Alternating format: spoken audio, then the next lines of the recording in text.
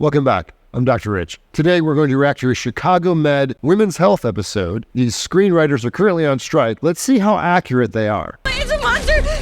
Kill it! Baby's temp is 94. I need more blankets. I got the placenta. Okay. Heart rate's down. Baby's starting to pink up. Hey, listen to me. You just had a baby. Baby? She's talking about trying to kill a monster, and then when advised that she just delivered a baby, she is confused and doesn't know what the OR nurse is telling. Call Child and Family Services.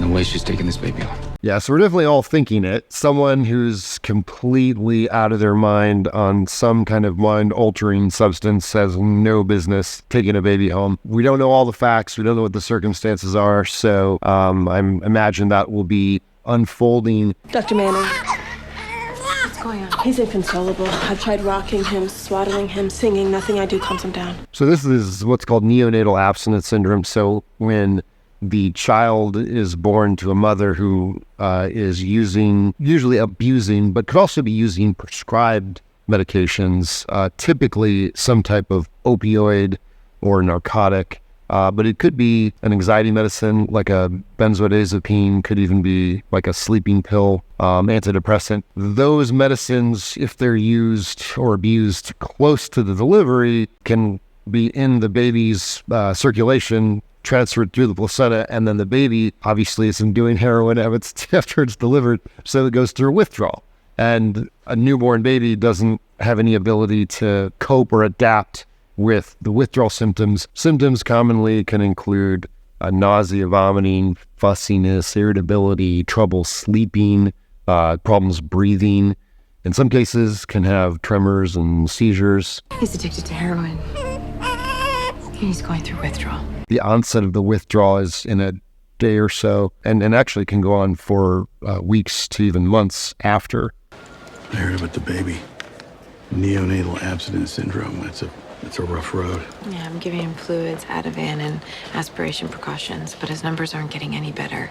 Yeah, so that's pretty common treatment. So there is difficulty feeding, there's throwing up, there's diarrhea, which can cause dehydration and problems with electrolyte balance. So IV fluid therapy is kind of the mainstay. Kind of high calorie nutrients.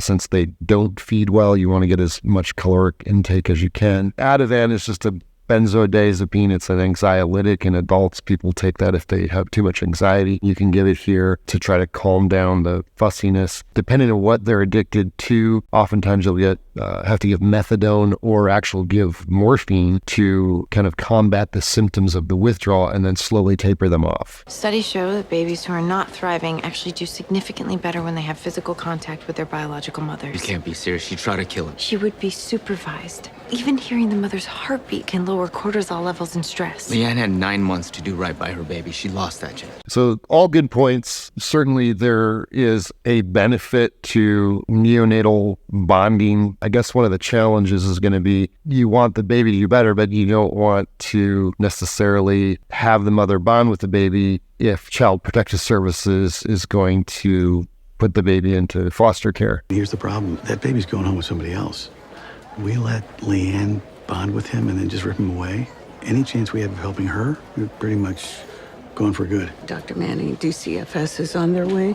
They've got some foster parents that might be interested in caring for your patient. That's a pretty quick turnaround. I'm not aware that the foster care system works quite that quickly. A tremendous amount of paperwork goes into fostering and adoptions. So I'm just not sure it'd be quite that quick. I want to talk to you about your baby. What about it? He's withdrawing from heroin. Breathing and heartbeat aren't quite as regular as we'd like.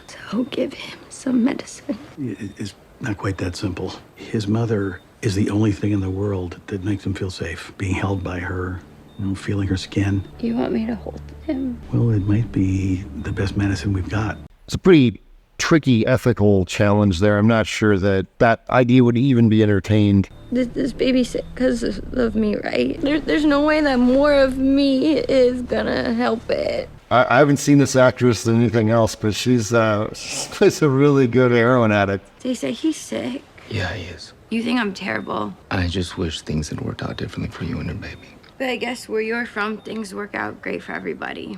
Why would you understand? Actually, I understand a lot better than you think. So I guess the lesson there is, as bad of a spot as people are in, they all deserve compassion. And it looks like Dr. Choi is coming around. So in this case, we're looking at heroin-induced neonatal abstinence syndrome.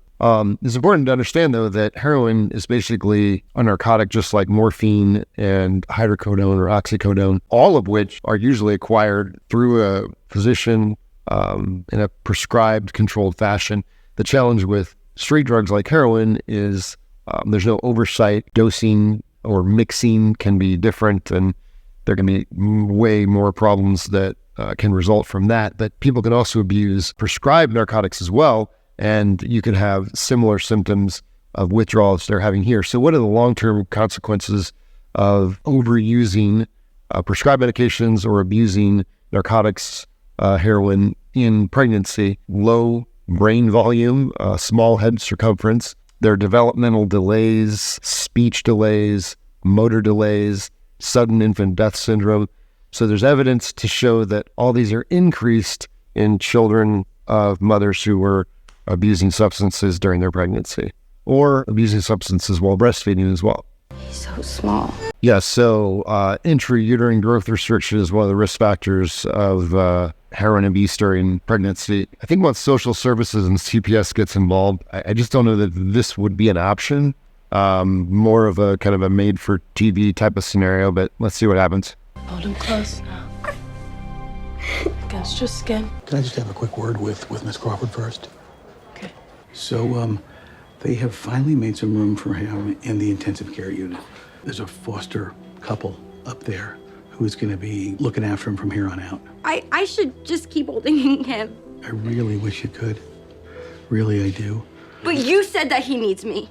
I know I did. I'm his mother! Well, it kind of pulls at your heartstrings there a little bit. Heroin abusers are not the most reliable people in general. And again, people fall prey to different addictions in life, and the cravings for the addictions become so powerful to the exclusion of everything in that person's life, to their own health, the safety and well-being of their children. And the evidence would show that the best possible outcome would be for the baby to go to a foster family that can care for them. I'm going to give Chicago Med a 7 out of 10 here. So I think, recognizing that this type of scenario does happen, the heroin-addicted mother was extremely well played by that actor. The resuscitation, the treatments, the therapies, those are all pretty accurate, but I don't see a circumstance once social services and child protective services becomes involved that there's going to be any more interaction between the mother and the child. In fact, the mother would probably be on a rehab floor, and the child would not still be hanging out in the ER this whole time. They'd be in the NICU. So that part of it, I think, was a bit of a reach, but I think it's important information to know. I think people, kind of have pretty good idea that heroin during pregnancy or pretty much any time is a bad idea. But if you need a reminder, this is the place to go. So thanks for tuning in, and make sure you like and share this video.